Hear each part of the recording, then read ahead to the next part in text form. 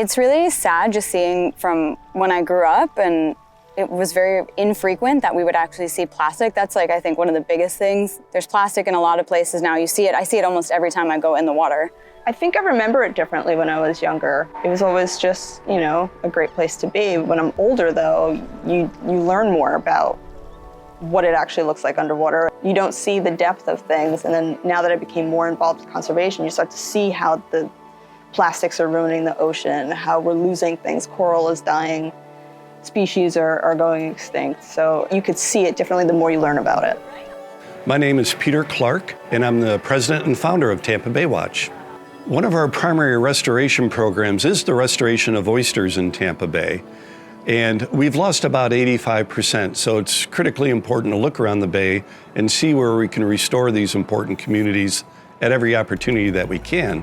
The partnership with Anker is very exciting. It's also been really fun having Anker here for the last couple of days, learning more about the Tampa Bay environment, the estuary ecosystem, and then being able to take that information out to the Anker community and share the important work we're doing here and the importance of caring about the waters around us. This brown bushy stuff is all algae. They're kind of like ocean tumbleweeds. They're just rolling along. They don't ever root down to anything. So growing up in Florida, I never really knew a life without the water.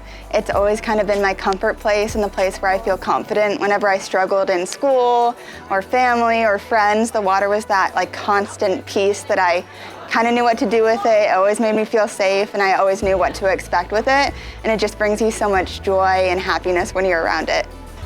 I will say that the future looks really bright. A lot of our community members that have been part of the last 2 days of activities, they're a very impressive group. Their passion for the environment and their enthusiasm for all the activities we've been doing these last couple of days has been just very genuine and very organic.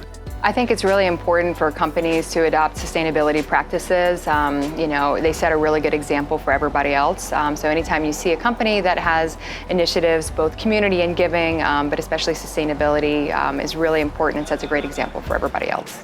So on day 2, all the hands-on work between picking up the garbage from the monofilament, building the stacks with the oysters, I think, and getting to see it in action definitely helped drive it home, and it helped me figure out where I can apply it at home, and thinking about like, oh, this is easily done. I can bring this home and I can implement this somewhere.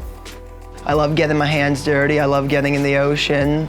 And if I can sit and, you know, untangle fishing wire and make even the smallest difference, I know I can help our world and even help our ocean, and I feel like conservation's a big role in my life.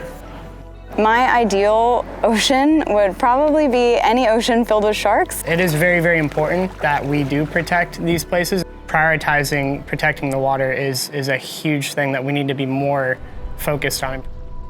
I definitely feel like my perfect day on the water is to be able to see every single animal in every stage. So in a perfect world, we would see it how it's supposed to be, untouched by us.